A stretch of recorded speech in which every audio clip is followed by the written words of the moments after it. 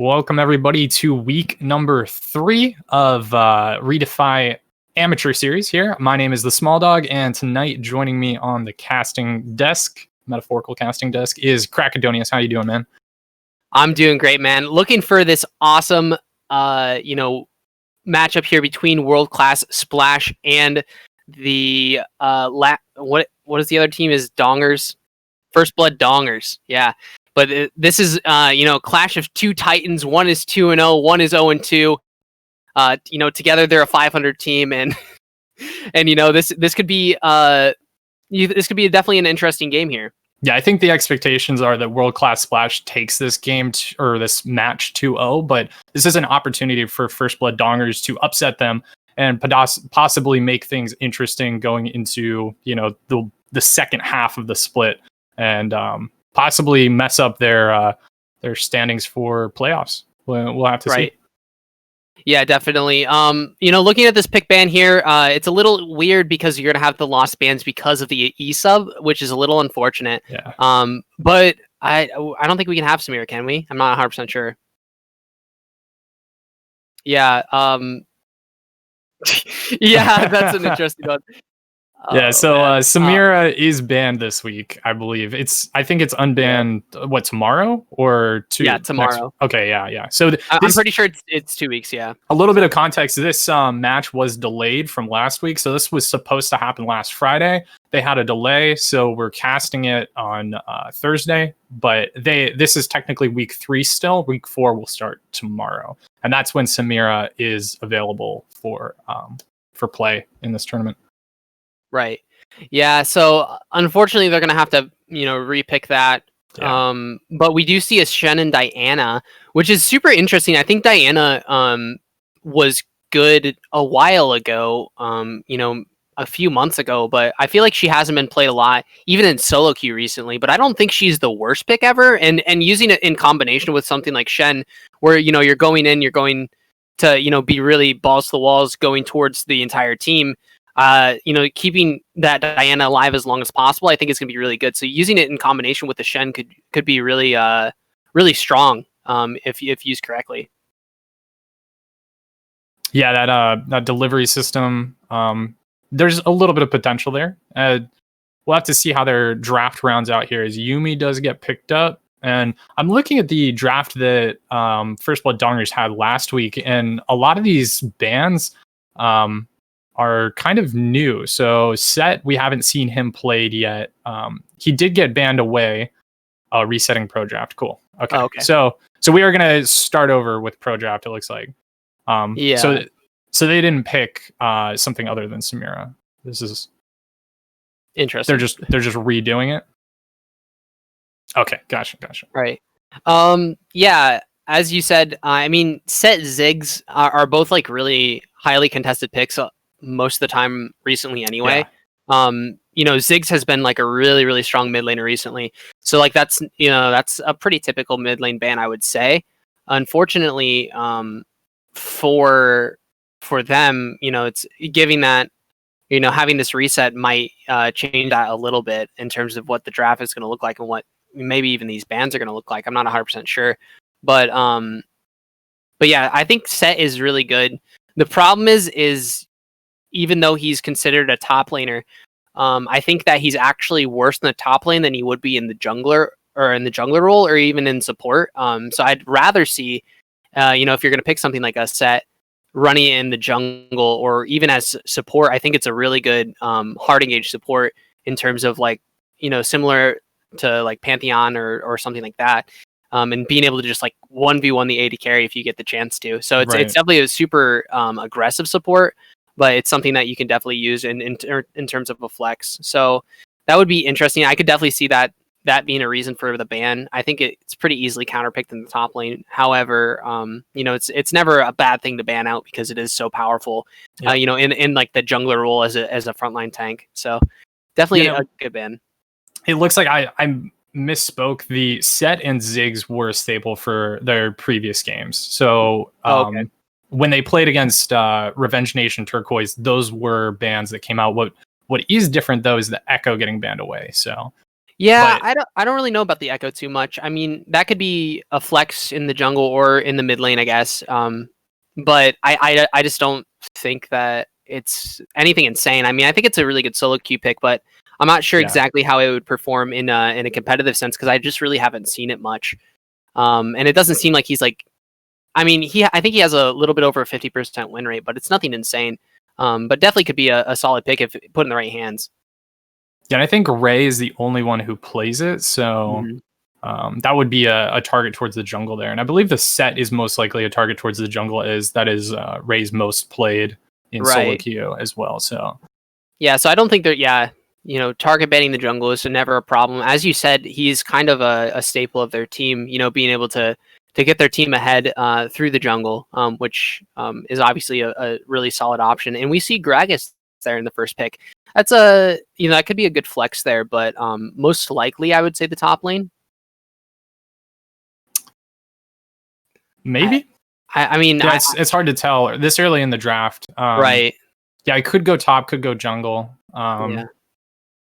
I would Yeah. actually, I would kind of expect it maybe in the jungle a little bit more, hmm but um, And we see the Ezreal Janna coming out there. That was something that we were actually talking about before the cast. They had the Janna in their first game against their last opponent in the Caitlyn Janna lane, and I didn't think that was a great pick.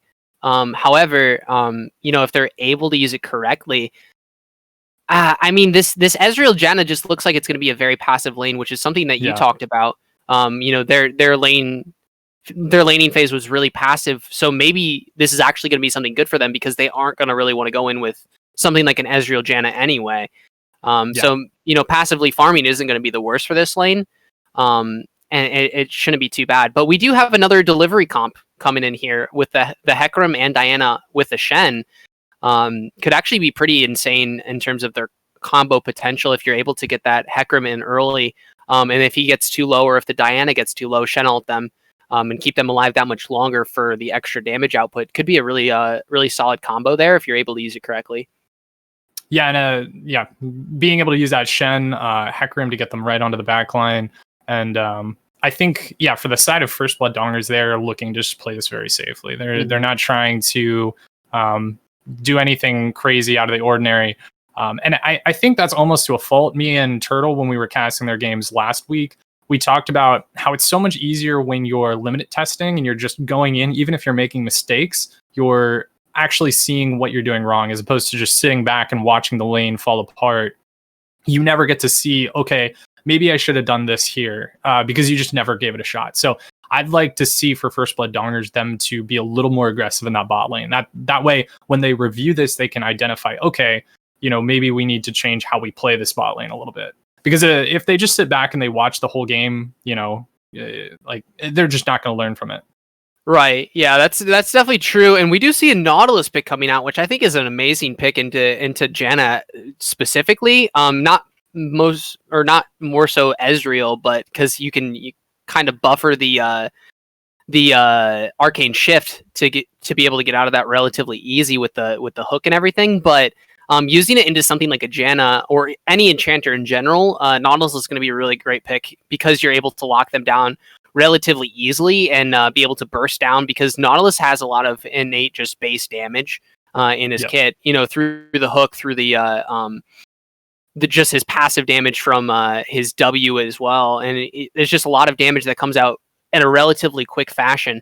And you can really start to burst this Janna down, especially early game where Ezreal Janna is going to be pretty passive or at least want to try to be pretty passive here. So if this Nautilus is, consistently able to hit hooks and able to get engages onto the Janna, I think it could be a really solid way for them to be able to poke them down or to at least be able to out trade and to be able to push in this lane if you have a pretty aggressive marksman as we see Ashe and Caitlyn banned, but maybe we'll see something like a Varus that recently got buffed or something else that can push in relatively easily. Yeah, interesting. I did want to point out the Malzahar getting picked up there. So ZPM opting not to take that Orianna, the one he used both games last game, Right. or last match. But I think that would have been a better pick here, honestly. I think the team comp in general looks a lot better for the side of World Class Splash. You have a great composition that you can catch people out with. You've got that depth charge, you can knock somebody up, and then you've got Hecarim, you can ult onto the backline. Kaisa can jump onto the backline. Diana can jump in, and Shen can ult on any of those members. So just an absolute crazy composition for catching people and diving. So right, yeah, I definitely agree with that. I think that it's going to be interesting because it seems like the side of World Class Splash has a overall idea of what they want to do with their team comp, and then on the other side with First Blood Dongers, I mean, it's a lot of mixed ideas coming into one. mm-hmm. You have the Malzahar, which kind of just wants to lock down a singular target. You have the Ornn that wants to face tank all these things, and they can work together relatively well. But at the same time, you have something like the Ezreal and the Janna that's going to be relatively passive early game going into the late game. And this team does scale pretty well. I mean, Malzahar isn't the best scaler, and neither is the Gragas. However, the Janna, Ezreal, and the and the Ornn both are all scale relatively well into the late game. So it's not a bad scaling composition. And the way that they want to play is relatively safe early game. So I believe if First Blood Dongers rather is playing this game relatively safe in the early game, but they're looking for those team fights, and even trying to get a pick before either the Shen or the rest of their team can join, as they kind of just wanted to go all in here on the side of World Class Splash. If they're able to pick one or two people off before that happens, I mean, this could be a really solid composition. The problem is it just doesn't work great together overall. Yeah. It does feel a little bit just disjointed, and I feel like for the side of First Blood Dongers, they're just trying to play safely, get to the mid game, and not risk too much. But as we mentioned before, World Class Splash beating the two other teams in this league, First Blood Dongers has lost to those two other teams. So World Class Splash, definitely the favorites here. And just a little bit of a statistic we were looking at before the champ select here. We have, for team stats, World Class Splash has the highest gold per minute at 1,900. I read that so poorly. 1,934, and First Blood Dongers, and this is out of the entire league. They've got the lowest at 1,500. So, and a lot of that comes from winning your first two games. Obviously, you get a lot more gold per minute when you're winning. So it doesn't decide everything.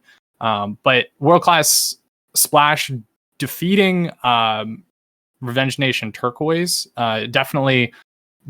It's looking in the favor of them, just because Revenge Nation Turquoise did a very good job of dismantling the First Blood Dongers comp last week. So, but we'll just have to see how these two teams play it out. Yeah, I definitely think it'll be interesting. As we kind of stated, I mean, it seems like World Class just has a lot better team composition in terms of what they want to do. They're going to have that split push with the Shen potentially.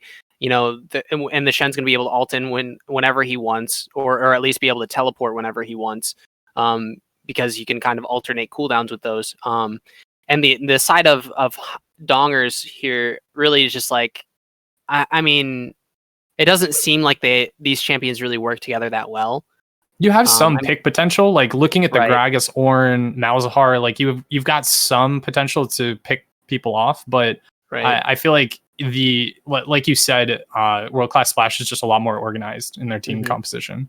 Yeah, definitely, and it'll be a little hard to on the side of First Blood Dongers here to be able to make stuff happen. But if they can make stuff happen here in the early to mid game, I think that's where they're really going to be able to take off. Yeah. And because if this Shen team gets behind, it's going to be really hard for them to stay in the game, because Shen does have a point where he falls off pretty hard, despite having that ultimate and still having some usefulness. He falls off relatively hard in the late game. So if this Diana, this Kaisa can't get ahead to the point where they're going to be really hard to kill, it might be pretty hard for this side of World Class Splash to make a lot of stuff happen in the late game. Yeah, and just to point out, the emergency sub for First Blood Dongers is going to be the top laner. So I'm Yoshishi, not their regular player. Trippy Red Buff is the normal player for that top lane. I'm Yoshishi. I have not seen this player before, but looking from solo queue statistics, he's not a bad player. Out of everybody on the team, he's highest rank right now. So I expect, if anything, Ray is going to be spending a little bit more time in that top lane. Judging by their previous games as well, First Blood Dongers does not spend a lot of time on the bot lane, so I have a feeling that 13i and FB Jakers are going to be left alone on an island, and hopefully they can survive the laning phase. But I'm looking to Ray to really make some plays happen mid and top lane, because ZPM, he is known for his zigs. That's what he's best on, but ZPM, if you can get him ahead, I really think he can pop off on the Malzahar. Right. And I think, yeah, focusing on the top side of the map here is going to be the thing to do, because you want to be able to attack those globals. And, you know, Shen's going to be your only global in this scenario. And attacking globals is never a bad thing, because by themselves, they typically aren't the strongest picks ever. You look at something like a TF, you look like something like a Shen. And as solo laners, they kind of lack, but they make up with that with their ultimate being able to impact the entirety of the map. So, you know, being able to attack that consistently, which is something Ray is probably going to be looking to do this game, should be, you know, a huge goal for this team. Yeah, and Shen is a good one to target and get behind. He does still do a lot, even if he does get behind in teams, because he always has that ult available, as well as the taunt. But yeah, keeping him suppressed throughout the game will definitely have an impact on the rest. I do want to see what happens in the jungle matchup. We'll have to watch early on as we get into the Rift here, just because depending on how Ray plays this, the Hecarim is a good target to get behind. If a Hecarim falls behind, he's a lot less useful later on in the game than you know, if a Shen were to get behind. So we'll have to see. We are going to get into game in just a minute, but I don't know. I'm pretty excited. I don't have crazy high hopes for First Blood Dongers, but I think they could pull out an upset. I'd be really excited to see one. So, right, yeah, I just think Ornn's such a strong pick in general. So I don't think there's anything. I don't think there's any reason you can go wrong with it. I mean, I know it's not like the most meta pick ever, but like in terms of like having a tank top laner that can basically do it all, Ornn, you know, checks all of those boxes in terms of a top laner and like what you need out of it. So I think it's a really good pick here. I totally agree. And yeah, we'll have to see. World Class Splash, they're 2-0 in their division right now. If they win this one, they will be decidedly ahead, having played the other two teams already. So they will secure sole control of that first place spot. So we'll have to see. Yeah, and we still have... Sorry, go ahead. Oh, yeah, I was just going to say, yeah, with that, you'd have the 3-0 team, but, you know, on the other side, you could have First Blood Dongers picking up their first win, which would be insanely, you know, important here, as we're getting the Rift here onto our first game, and, I mean, I don't know what to really expect out of this early game. I think that, you know, maybe with a Nautilus on your team, you might look for an early invade to get some vision here. I think that would probably be the right decision for this team. Yeah, I think World Class should invade. Yeah, I do think that's the right call. Looking at the summoner spells for First Blood Dongers, they've got 3 teleports and then the exhaust in the bot lane. So a fairly passive bot lane again. So a lot of extra strength early on for the side of World Class Splash. They have that ignite and heal available. So I think that they're going to look to take control of that bottom lane, and Atlas might look bot lane to snowball that ahead. Yeah, I definitely think that that's probably their best win condition here is through that bot lane, because if you get a kill early on this Nautilus Kaisa, they're going to absolutely be able to... I mean, they can take that 2v2 whenever they want at that point. You know, if you get an early gold lead onto an Ezreal, especially since he typically, you know, wants to get that Muramana stacked as fast as possible. So he's going to be going an early tier. He's going to be, you know, trying to stack that. He's not going to be getting a lot of AD early in the game in a lot of utility, whether that be through Iceborne Gauntlet or something else, to be able to keep this Kaisa off of him, as well as the Nautilus. So if they get an early kill in this bot lane, it's gonna be, I mean, it's gonna be lights out for them relatively early, just because you know a Nautilus Kai'Sa lane can snowball so easily, and if this Kai'Sa's consistently getting her stack procs off on the Ezreal or the Janna, it's gonna be tons of damage going out here. Really being able to absolutely destroy these people, especially if she's getting an early 1 or 2 items. It completely takes the game out of contention here. Yeah, and for future drafts, I would love to see First Blood Dongers draft themselves ahead in that bot lane. I know it's not their strong point, but it always feels like they draft kind of behind. I don't totally disagree with the exhaust here, though. It's very useful for Reese's Cup on the Diana. But yeah, I would like to see them be able to draft so that they're even, and even with a champion like Janna, like you can match up. It's immobile and it's difficult to play against Nautilus, but it's not impossible to beat them out in lane. So looking at the junglers. Oh, I'm sorry. Go ahead. Oh yeah, I was just gonna talk a little bit about the support matchup because I mean, you see this Janna, she's playing very, very far back. I mean, there's no reason to be playing this far back on a Janna, especially into an early Nautilus that has to stand in the wave to get stacks at all, procced on his support item. So like, I don't know why she's not just standing up and just pressing W on this, or pressing W or auto attacking constantly on this Nautilus in the minion wave where he doesn't even have a chance to really do anything about it. Yeah, that's a nice trade in the top lane though. Janna specifically, though, her passive on her W gives her extra damage on her auto attacks. So she deals magic damage as well as physical damage.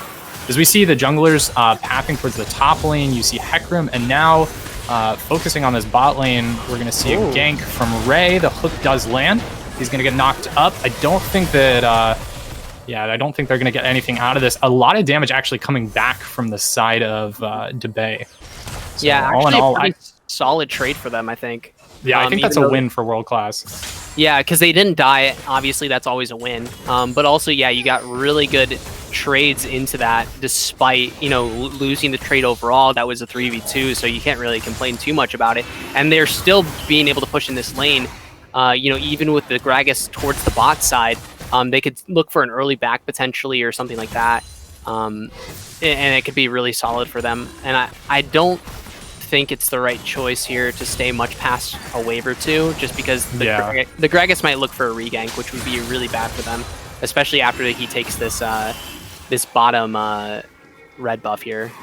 That could be he could take the red and path back down there. Right, that's exactly only summoner blown was the heal, so saving that flash onto Chillappy is going to help a lot. Nautilus with a flash is a lot more useful than a Nautilus without a flash. So, yeah, definitely. It's going to be interesting though to see if he is going to go here again in the bot lane, and I would love to see them hopefully get a kill. Yeah, gank's going to come through. Flash does come out for the Nautilus, and First Blood's going to come through for that Israel. So we talked about a passive bot lane, but I mean, 13i getting First Blood, that is not a bad look. Yeah, that is something to praise about this team. They are looking for bot side early kills. However, they are still down almost a whole wave already. Kai'Sa, which is really bad. Just even though they have been pushed in, the fact that they haven't been able to at least keep close farm, their whole wave down, that's pretty bad this early in the game, especially something like an Ezreal that can farm relatively passively and relatively easily with his Q, just being able to Q from far away to be able to last hit. It's always really bad to get far at all behind, even this early in the game. So that's not a good sign, but if they are going to be able to focus on this bot lane and continue to get this Ezreal some more gold in his pocket, it'll make up the difference, and it'll overall be way better for the side of First Blood Dongers here, if they are still able to focus on this bot lane and get some more gold into the Ezreal's pockets quickly enough to be able to get that an early tier or an early Muramana and be able to stack that as quickly as possible. Yeah, and with that flash down on the Nautilus, he does have the dredge line to get him out if a gank were to come through, but flash is still up for Ray, so he could look for a repeat gank in the bot lane. And flash did get blown by Jakers there to secure that kill, but I don't think that's going to affect him too badly. Jakers plays that Janna very, very safe. So most of the time he's so far behind the AD carry. So I don't expect he's going to need that, but yeah. Yeah, I mean, I could definitely see something like that happen. As we see it. Oh, wow. Call I don't the know. Forge God. Yeah, I don't know if that was necessary. I don't know if he needed to flash there because I just don't think that was going to hit him. But you know what? Better safe than sorry. I don't think he was going to die to that gank, but I mean, it's not the worst thing to happen because you don't have any backup. Yeah. And play it safe. And World Class Splash is looking to take the dragon right now. I think Eternity, if he died, it would be a lot more difficult to take this dragon than if he didn't die. So burn the flash, make sure you still have your Stand United up. If there's an engage in the bot lane, he can join the fight. So all in all, it was a little bit preemptive, but I think it was worth it for World Class Splash. Yeah, and the fact that he still has his ult, he still has his teleport, isn't going to put him, significantly far behind at any point because he has a dash basically whenever he wants, as long as he's just not using it nilly-willy, in terms of just like being able to look for engages onto this Ornn that he's not going to be able to kill anyway. You can use it as an escape, you can use it to get around, and I just think it's going to be hard for the Shen to do much in terms of, I mean, he wins trades, but he's not going to be able to kill an Ornn long term. Yeah. Unless he's just all-inning. I think that's the only chance he has to really get a kill. But even in the top lane, Ornn should be able to kind of just walk away if he needs to, because he has that really long E, where he can just kind of dash away or even use it as a knock-up and walk away from that as well. Yeah. And I mean, Ornn's just such a tanky champion. He's gonna get these probably early armor, cloth armors or whatever, and it's just gonna make him so tanky against a Shen matchup. Looks like he's going actually for an early Sunfire Cape, which I think is gonna be really solid here. Into something like Shen or even Hecarim rather, that really want to be on top of you all the time. Getting that extra passive damage from just being close up is that's gonna be really great on something like Ornn that already puts out a pretty decent amount of damage when you're close to him anyway. So yeah, I think one of the real issues right now is looking at that top lane. You see this major CS discrepancy in the favor of the Shen. I think that's where Yoshishi is going to have trouble, is keeping up in CS. You were saying, I don't think he's going to be able to get a kill, but being able to bully him so much and deny him CS is going to hurt the Ornn going into the late game. Right, yeah, and also a huge thing because that Gragas has been focusing so much on the bot side here. That's a really good trade. That's for the a Shen. lot of damage, yeah. Yeah. But since this Gragas has been focusing so much on the bot side, he's 30 CS down as well. He is, yep. I mean, so that's just an absolutely gigantic lead for this Hecarim. I know he hasn't really had a lot of impact around the map, but I don't think he's ganked.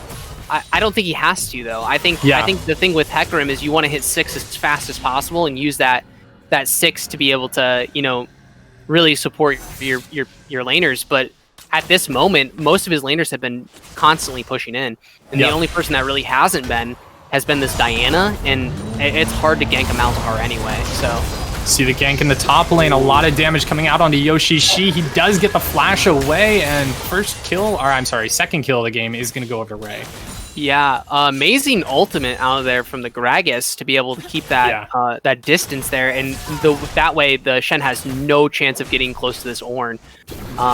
He did burn flash, but I don't even know if he had to, because that ultimate forced him so far away. It was right on top of him, and that's Atlas takes a lot of damage there in the mid lane. They got the Rift Herald out and a whole bunch of plates though over to Reese's Cup, so that's definitely good for him. Yeah, and as as we were kind of talking about before game, you have the overall gold difference between the teams. I think it was about 430 gold difference between the two per minute, and you can see that's been primarily, at least in this game, farm. This team and specifically has been farming so well. They're looking at 100 farm-ish per lane in 11 minutes, which is very, very solid farm. And on the other side, you just don't see quite the same from a majority of the lanes. Obviously, the Ezreal has been able to keep up very well. However, in the top and jungle, it just hasn't been quite the same. And you have that giant CS difference is going to make quite a big dent here in this gold lead, because you see it is 2-0 on the scoreboard, but they're almost 1.5k gold down at this point. Yeah, and I think that is reflected a little bit in the items coming out so far. A lot more completed for the side of World Class Splash than First Blood Dongers, and we do see Diana's going to go back. I don't know if she has enough gold. Yeah, she's not going to be able to complete the Gunblade, but well on her way there. Yep. Yeah, and I think Hextech Revolver is a great item on oh, I'm sorry. Diana here. Yeah, it looks like she's going for the Proto Belt though, even, I think. Oh, yeah. Because with the health gem there, it's going to give you the you're right. the Proto Belt. So I think that's what she's going for here, which I think is pretty solid. It's going to give you even more mobility to be able to get in those fights and use the Shen ult effectively. However, that's something else that we haven't really seen much. We haven't seen the Shen ult once yet, as this Hecarim is looking for a trade into this.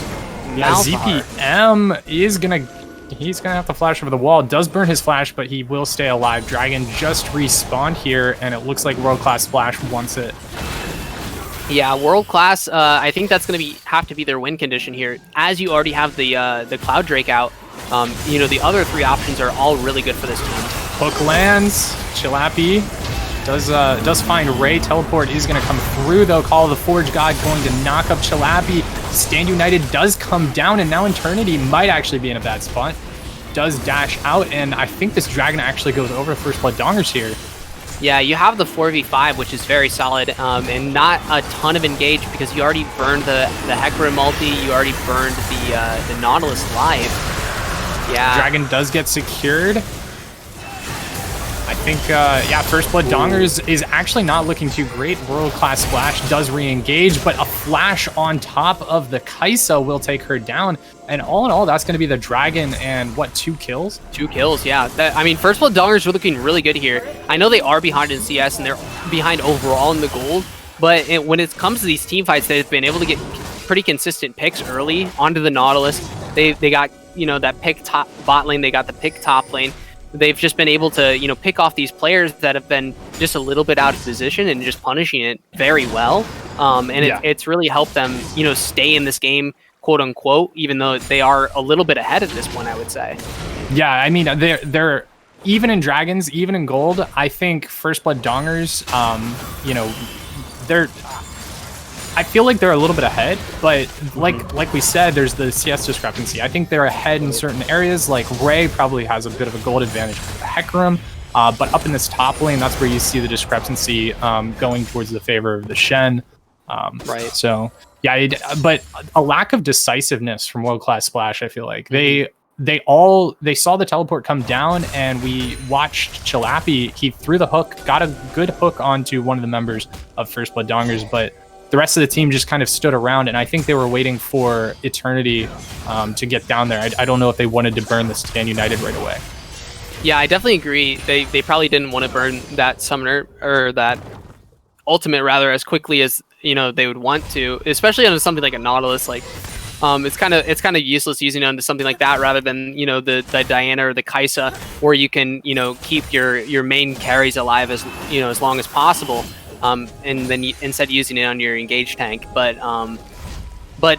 it just didn't seem like they were on the same page there, being able to use their ultimates in succession, or even using all of their engages at a similar time, which is what this team overall wants to do, especially with that.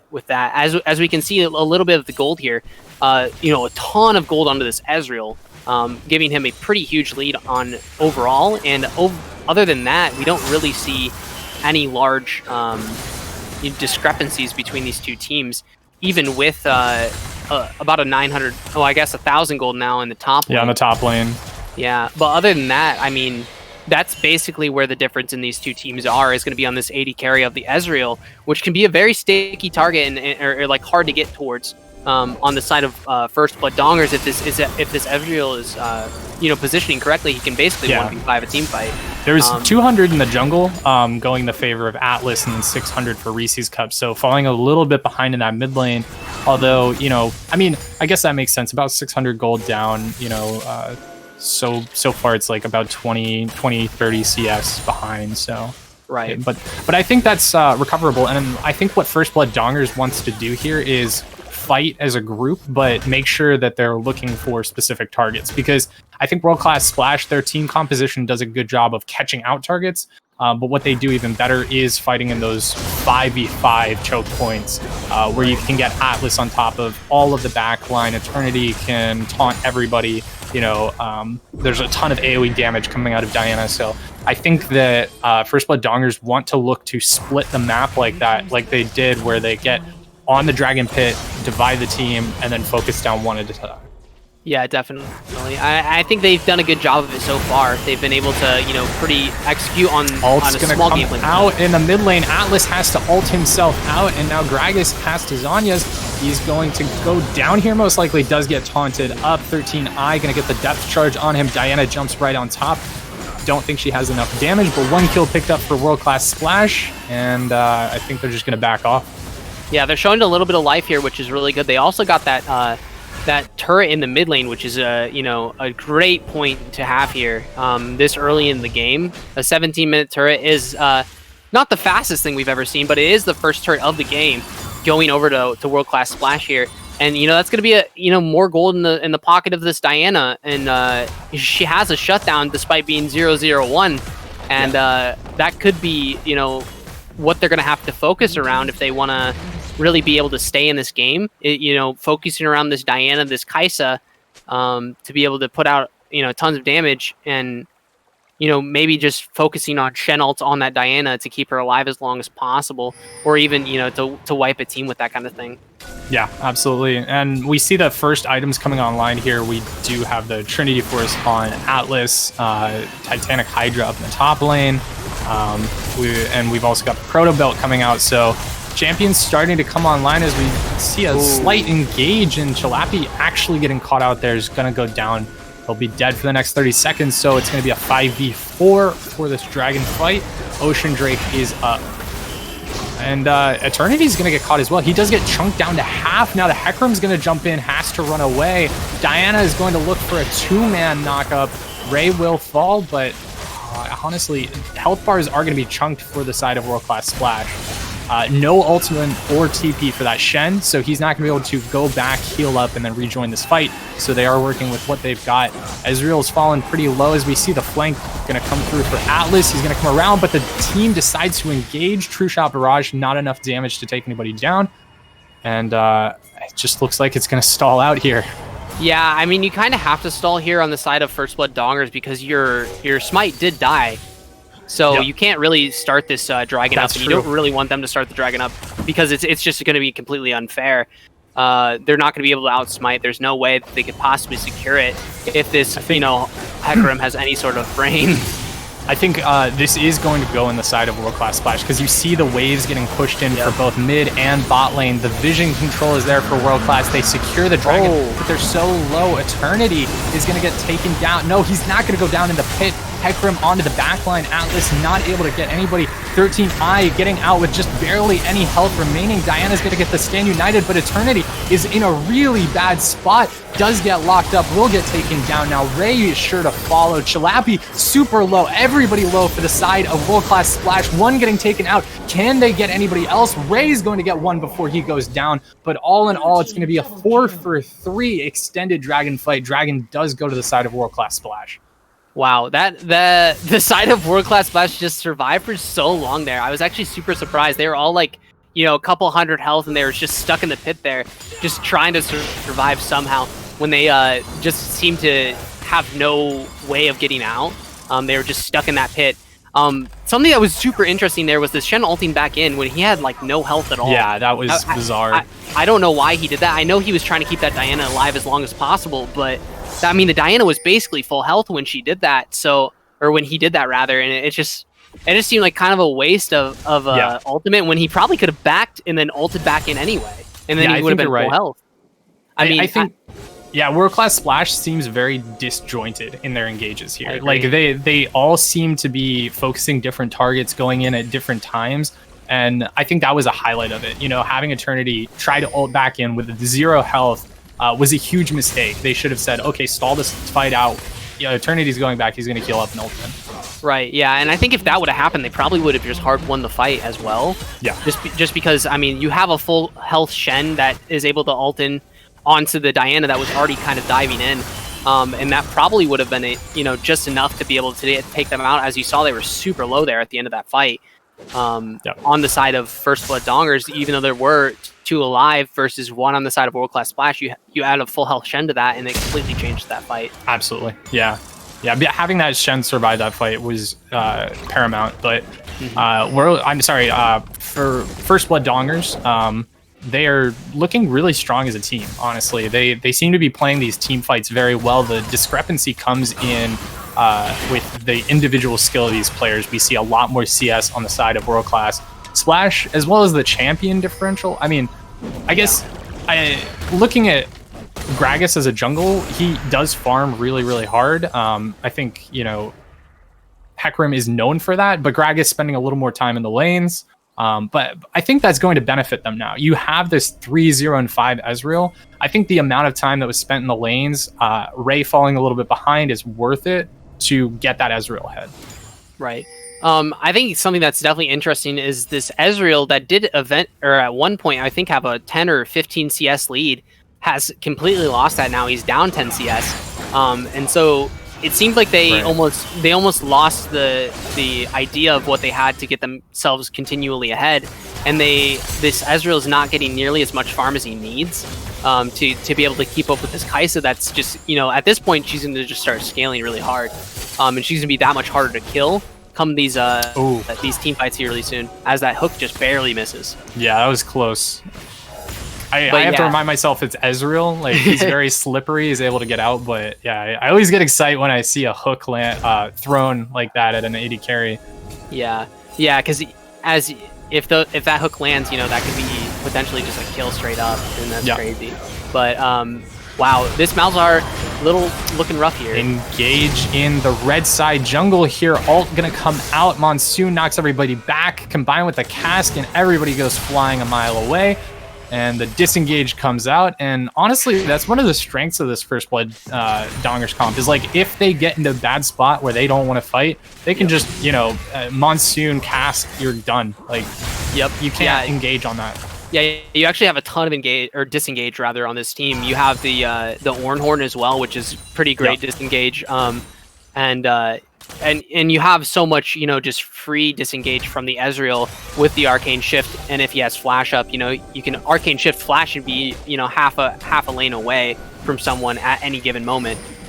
So just so much ability to get around the map and to force people away from you if you really want to, on the side of First Blood Dongers, and just only take the fights that you really want to take, or that you think you can at least go even in. And in that case, they obviously were going to lose that fight, and so that you blow a couple ultimates that are going to be up in a minute, and you're able to stay safe and have no one die there, which is really good, because it looked like it was going to be a really good fight for World Class Splash. Yep, 4-man stack in the bot lane now. Stand United is going to come through for Reese's Cup. He does have 2 items online now, so he does a decent amount of damage, but the rest of the team is going to be able to join. Call of the Forge God going to come through, knocks 2 players up. I don't think that's going to be enough to disengage them here. I'm Yoshi is running away. No turret to retreat to, but Eternity may have overstepped a little bit as he's going to get chunked down. Now the Nautilus is going to fall. 13i looking to carry this. 1 member going to go down. The rest of World Class Splash is chunked. No vision out for First Blood Dongers, but I think they can secure this dragon anyways. Yeah, it looks like they're probably going to be able to pick it up. Oh, no. Taunt gonna come in the bot lane. Kai'Sa did have ultimate, but she's not gonna go in on 4 members. She could have picked up that kill, but First Blood Dongers is gonna have to disengage here. They don't have health bars. Yeah, that's really bad for them, actually, because the side of World Class Splash can actually melt this so hard. They can take it very, very fast with a Kai'Sa, as well as the Diana coming out, and a Hecarim. Just does tons of damage to this. Yeah, Chalapi has respawned now, so we have 5 members. Everybody's basically called a truce, and everybody going back to heal up, and we're going to have another extended dragon fight, it looks like. Yeah, I think I would just start, just take it here. I mean, the Gragas isn't close enough, and they don't have the vision on it, so yeah, they 3 just dragons going over. Yep, so 3, yeah. Oh, that's actually huge for World Class. That is really big. especially since it's something like an ocean, it's going to keep this whole team alive very long. I mean, you put that on the Shen, I mean, gives him so much survivability. Put it on the Hecarim, survivability. Even the Nautilus is going to help a ton. Just keeping them alive even longer in these fights. And when it seems like it's really close fights anyway for First Blood Dongers to just be able to finish these guys off, as you saw in that earlier Dragon fight, where, you know, those few members inside the Dragon Pit just had a few HP. You're going to have that, but, you know, with an extra quarter HP.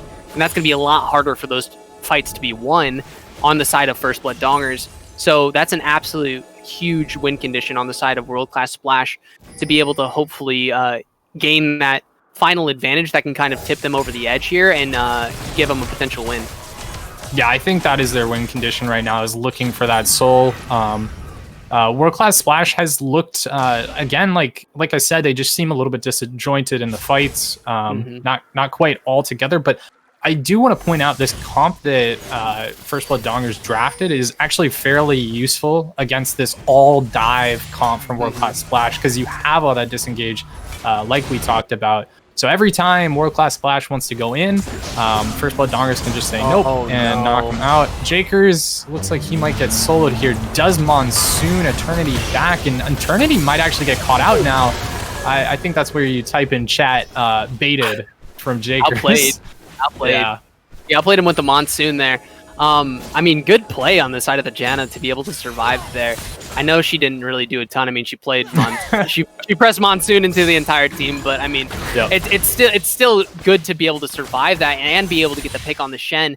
I would even look for, you know, something towards the Baron here at this point, and it looks like Ray is, you know, going over to that area, but Hecarim's ready for it. So yeah, I think it's good to get that pick onto the Shen. You no longer have that split push threat. It relieves so much pressure, but First Blood Dongers, their vision just isn't there. They're not able to spread out into their jungle, find picks efficiently, because World Class Splash is doing such a good job denying vision. Pink wards all across the map. So it's making it very difficult for First Blood Dongers to compete. Yeah, and definitely that's something that they're going to have to work on here in this mid game. If they want to, you know, really come back into it, is getting that vision advantage. As you said, I mean, it's super important in these kind of games, especially when they're relatively close. You know, even though the score doesn't look like it's, you know, quote unquote close, 11-5 doesn't look close. This gold spread overall, only being 1,000 or 1,500 gold or so different, despite being on Soul Point, which is obviously a lot of passive gold that you don't really see, is like, I mean, it's a ton to be able to have the vision advantage that World Class Splash does have, and that's something that First Blood Dongers needs to look for to be able to get these wards placed down. You know, being able to keep up pretty consistent advantage or vision, because they haven't even been able to in their own jungle, which is a big problem. Yeah. Yeah, and vision control is going to be important. One of the things that I do recommend for Jakers is to try to be a little more proactive as opposed to reactive. We saw him clearing out wards around Dragon after it had been taken. If it's already taken and there's no objective that you're looking for there, don't worry about the wards. They're just going to despawn. You want to create vision around the new objectives, get it around that mid to top lane, because that's where the turrets are, and yeah. Yeah, that's exactly what I'm thinking too. There's really no point for the Janna to be here in the mid lane right now, because like, what is she gonna do other than stand behind her AD carry, and, you know, maybe force a disengage? But 9 times out of 10, they're not gonna try to engage on an Ezreal in the mid lane just passively farming anyway, unless you're sending your entire team. So take this time, go to the river, you know, look for wards, and that's something. ZPM is going to get bursted here in the top lane. Eternity flashing in to pick up that kill. Yeah, we do see slightly an engage. Ornn going to get the knock up down onto Atlas, but Call of the Forge God actually getting brought out here. Going to knock up the Kaisa, but the cleanse does come through. Debay going to get that Stand United out. That is a huge pickup here for First Blood Dongers right before the dragon spawns. Yeah, actually, small misplay coming from the Kaisa, because she tried to QSS the knockup, and you can't do that. You can't QSS. You can't QSS knockup unless you also flash with it. So that was a QSS. Yeah, so I don't know why she tried to QSS that. You can't QSS knockups, you can't QSS knockbacks like a Lee Sin kick unless you also flash with it. So it's just kind of worthless to QSS something like that. Yoshi Shi getting caught out from his team here, but he's going to drag them away from the dragon, and World Class has to give up on that chase just because they can't let this dragon go over. They really need this. I think if World Class Splash gets this dragon, that's pretty much the game in a bag. So if they get this dragon, they're going to be able to siege, and they're just going to be able to take everything. Yeah, especially with the amount of poke that comes out from the Ezreal. I mean, an Ocean Dragon basically nullifies that because of the health regen and the mana regen that it gives. You know, having something that as your main damage source that's going to be poke just means that it's going to be that harder to kill unless you're all in. Teleport's going to come through. Dragon Soul is going to go over World Class Splash, but can the fight come back?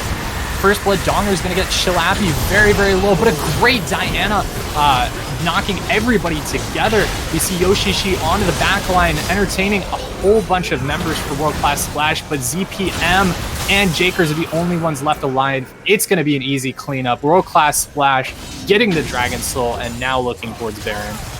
Yeah, and I mean, look at those health bars. I mean, nobody's really below half health. I know there's a little bit of lifesteal coming through on that, but that Dragon Soul. The Dragon Soul absolutely changes that so much. I mean, in a fight that without the Dragon Soul would have probably been relatively close, as you saw a couple of their members get pretty low there. Without, with the Dragon Soul, it keeps them all basically full health here. And at the end of the Baron, they look like they just... all they did was Baron there. It doesn't even look like they fought anyone. They're just so healthy. And that Ocean Soul is just absolutely, I mean, it's the best soul in the game, and it's basically bar none. And there's a reason for that, and World Class has identified that, as their win condition. They focused on it very well. Got a few picks before these few dragon fights, and they've been able to take them so consistently and really charge back into this game, and now they're ahead quite a bit of gold at this point. Yeah, and being able to take down Ezreal early on in that fight was huge. World Class Splash able to actually get their team comp online. Atlas finding the right positioning there, and things are looking very, very good for World Class Splash. I do like the Executioner calling coming out for 13i. Being able to stop some of that healing is going to be very important in these coming team fights, but yeah, at this point, World Class Splash, they're poised to take game number 1 here of this best of 3 series. Yeah, definitely. But I mean, on the other side of the coin, you see First Blood Dongers actually looked really solid here in the early game. They had, I mean, it wasn't like an insane lead by any means, but they did have leads at points in this game, and they looked very solid up until even that, I mean, the Soul fight there. I mean, other than that, I mean, they've looked very, very solid here. They've won most of their fights they've taken. They've been taking very calculated fights as well, and they haven't been getting picked off. They haven't really been dying a lot solo, as it looks like Malzahar might die here solo. Yeah, and the Stand United's going to come out. Malzahar does get taken down, and now Ray's in a really bad spot. Taunt does miss, but Ray, I don't know if he's going to be able to make it out here. Reese's Cups got that Proto Belt, one more Q, and Ray's going to go down. So 2 members falling, Baron's still up. And that Ocean Soul doing absolute work for the team right now as they continue to siege onto the base. Yeah, I mean, it's really hard for First Blood Dongers to stay in this at this point, just because the fact that, as you saw there, I mean, the Diana can just outduel basically anyone, and then the Shen can ult onto her. And because this Diana is so far ahead, she's 417, 270 CS. And I mean, that's just an absolute monster there on the side of World Class Splash to just, I mean, go in on basically anyone, and she has the survivability as well with her W and the Shen ult coming in, that it's really hard for First Blood Dongers to even kill her, let alone kill the rest of the team as well. Yep. Third inhibitor is going to fall, and we will see an engage, but I don't think this is going to work out for First Blood Dongers. A last-ditch effort as the Janna goes down. ZPM caught in a really bad spot, and that's just going to be World Class Splash cleaning up the map as they take game number 1 in the best of 3 series, looking to secure themselves as the top contender of their division. Yeah, what a game. I mean, a really clean game overall from both teams. I mean, First Blood Dongers obviously gave up the objectives, which I think was the main difference in this game. However, I mean, World Class Splash just looking absolutely world class in this first game. I mean, they had a little bit of a downside early game where they were behind those kills, and they were behind gold overall slightly, but they had those CS leads that they needed. They had the world or the, like World Class Splash rather had the objective vision, and they were able to take those objectives when needed, and that was their overall win condition. They met it, so that was really good on their side. Absolutely. And signs of life from First Blood Dongers. We'll see if they can do anything in game number 2 here. But don't go away, guys, because we'll be right back with more League of Legends action.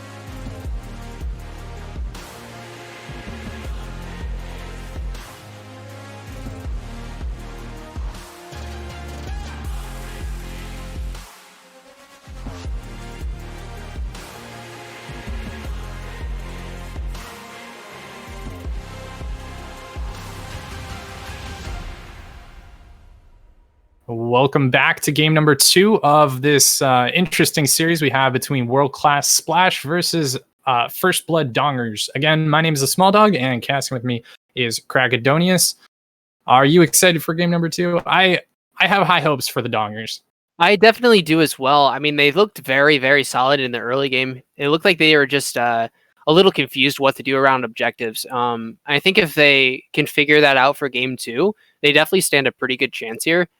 Because these dragons have been so important in this season as a whole. These elemental drakes have just meant so much for these teams. At all elos, being able to really focus on them, especially if it's something other than like a cloud drake, which isn't the best, but it's still stats, the passive stats that you get basically for free in most circumstances, or at least can win a fight around that. And look for that. And it's really something that I think First Blood Dongers needs to figure out if they want to win a game here against World Class Splash, who seems to have that a lot more on hold. Yeah, they definitely showed more signs of life than we'd seen from them in the past. This, in my opinion, was one of their better games that they've had so far in the league. Really looking to contest those dragons, but just not able to actually convert that into securing it and also getting a gold lead. I think that's something they've got to look for as well. Looking towards that top laner. Hopefully they got Trippy Red buff back for this game number 2, but I'm not sure if he has returned or if they're going to continue with their sub Yoshi in the top lane. Yeah, I definitely think in Trippy Red would be a pretty large upgrade for them because he has experience with this team. Having an E-sub in general just doesn't feel good in most circumstances, just because like subs on any team just you just don't have the cohesion that a lot of teams that have played together for a long period of time, or even a few weeks of scrims, just makes a ton of difference for a lot of teams. Yeah, and I just want to point out, World Class Splash is the favorite in this game. They should be winning this based on standings, based on games in the past, based on individual player skill.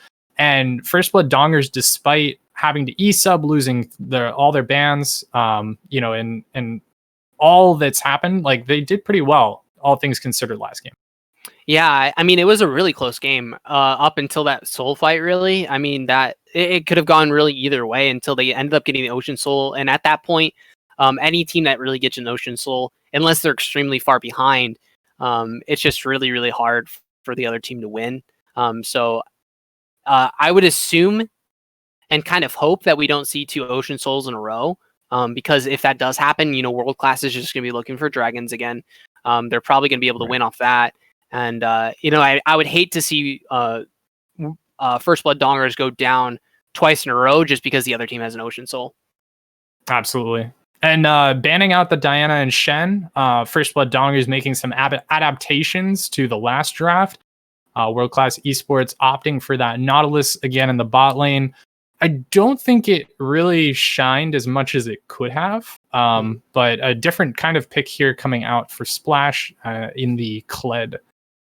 Yeah, and something that we did talk about in the last game is World Class Splash just didn't seem to be on the same page when it came to engages, especially coming out from that Nautilus. It seemed like he just wasn't on the same page as the rest of the team, and he would overextend and everything like that.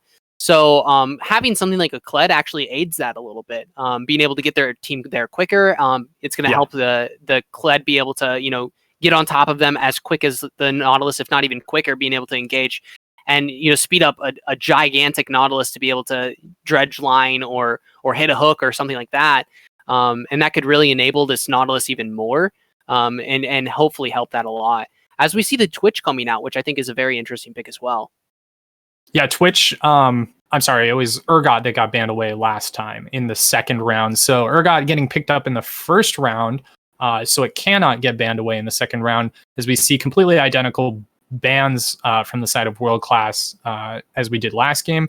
So it will get locked in there. And like you said, the Twitch getting picked up as well as the Hecarim getting taken away. So World Class cannot run that again. They opt for the Olaf instead. Wow, and this is a really like run at you fast kind of comp coming out of World Class so far. the Olaf's just going to run at you really fast. The Kled's going to run at you really fast. So I would love actually to see something that's going to be able to really consistently be able to kite back. And I think Twitch can definitely do that if you put it in the right hands here. So I think that's a really solid pick. Zoe, I think that's an interesting ban there. I think it would actually be good for them to pick. Yeah, I do too. Aurelion Sol's going to get banned away as well. So a target towards ZPM in the mid lane. Honestly, I haven't felt like he's had the most impact. Last game, he got a couple of kills under his belt, got a little bit fed, but wasn't able to really show up on the Malzahar. I would like to see something like Orianna we saw against Revenge Nation Turquoise. I think First Blood Dongers could run that Orianna, especially with the Hecarim, Twitch, a lot of delivery to get the ball in the right location.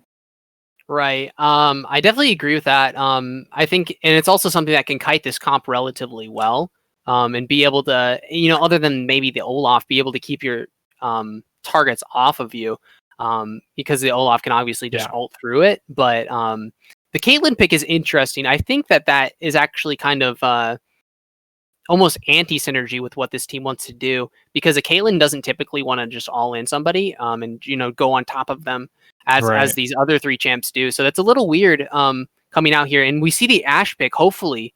I think that would actually be insane. I don't know where you would use it though, because he already picked the Twitch. So that's a little interesting. Yeah, it could be a Twitch jungle or got top lane. I think that's no. But it would have to be Twitch mid lane. Yeah, they already have a Hecarim. That is a really weird pick. Twitch is Morg. Okay, Twitch is Morg. That's fine. Okay. Oh. Gotcha. So it was a mispick. Twitch is Morg. Okay, that makes a lot more sense. That makes so much more sense. Okay, so and the Ashe Morgana I think is a really good solid bot lane into a Caitlyn, because you can't get the Caitlyn Morgana, and you don't really want to pick Caitlyn Thresh into that as well, because you already have, obviously you already have the Nautilus, so we already know what their support's going to be. Morgana is a really solid counter pick into a Nautilus. Any sort of hook champion or any sort of engaged champion, Morgana is going to counter just innately because of her black shield. So I think that's a really solid pick. Yeah, and Orianna, going to get picked up there for the mid lane. Interesting. I don't think it's bad into Lissandra. I don't think either of these lanes are really playing to win the lane as much as it is a team composition thing. So Lissandra is going to be very useful in the late game or mid to late game, being able to get picks. Very good roam. Orianna, great for team fights. And like you said, with the Kled Olaf, there's a lot of ability to get right in onto the back line. The only kind of misfit, as you had touched on briefly, is that Caitlyn fits in a little bit weirdly into the composition, but I do think it is a very strong bot lane pairing it with a Nautilus. But we'll just have to see how comfortable the Morgana player is. That's really the thing that I'm looking at most, is the support for First Blood Dongers. Blanking on the name right now. I believe it's Jakers. Yeah. He seemed a very passive. Morgana's champion that you can play passively, but she also has great potential to win lanes if played correctly. So I'm interested to see how Jakers ends up playing that. Yeah, I actually think that playing a very aggressive Morgana would work out very well here, especially if you can, use those reactive black shields onto the Nautilus. I mean, it's going to make this Nautilus basically useless, and if you can reactive black shield yourself and then counter that with a dark binding coming out into maybe even an ultimate, you can put out a lot of damage on the Nautilus very quickly, and there's nothing you can do about it. You could just burst him down. Mm-hmm. Absolutely. Yeah, so I would absolutely love her to play a lot more forward than she did in the last laning phase, because something that we saw on the Janna last game is, especially in the laning phase, played very far back, even behind an Ezreal, which is just insane to me that something like a Janna is playing that passive, especially early game, into a Nautilus that can't really do anything for the first couple levels, into a Janna that's just gonna be able to outrange, especially when she's standing in minions potentially. Yeah, so Morgana, definitely a little more bully potential than Janna, in my opinion. So I again, I'd like to see a little more aggression, But that bot lane did show up last game. We'll have to see if Ray is able to make as much of an impact in that bot lane as he did before. But again, looking at the other side, the Olaf, we didn't see a lot from Atlas early on.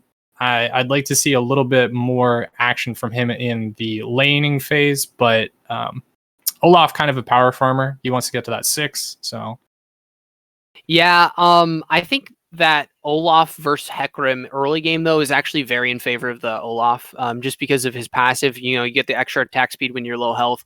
So it's going to be really hard for this Hecarim to be able to duel. So if they ever see each other in the jungle or contest over crabs or anything like that, you're going to need to see extra people coming out from First Blood Dongers if the Hecarim wants to contest much of anything, and it's going to be really hard. Yeah, I totally agree. And Ray, yeah, like I touched on, he was a lot more active. We'll have to see what Olaf ends up doing. I do expect, since you touched on his favorability in the early game, I do expect he will be looking to invade, secure early scuttle crabs. But I would like to see World Class Splash put a little more emphasis on the bot lane, as they do have a very strong bot lane that wants to win in the laning phase. So if they're able to get the Caitlyn ahead, shut down the Ashe early, that would benefit them greatly going into the mid game. Yeah, I mean, if this Caitlyn gets ahead, especially with something like a Nautilus, it's going to be really hard for the First Blood Dongers not to get pushed in pretty constantly, which would be very, very good for this Olaf that, wants to look for those invades and wants to look for, potential 1v1s versus the Hecarim, especially if they have similar healths, because he should be winning those as long as he's hitting his abilities correctly, which is a lot easier, said than done with the axes coming out and stuff like that. But, Right.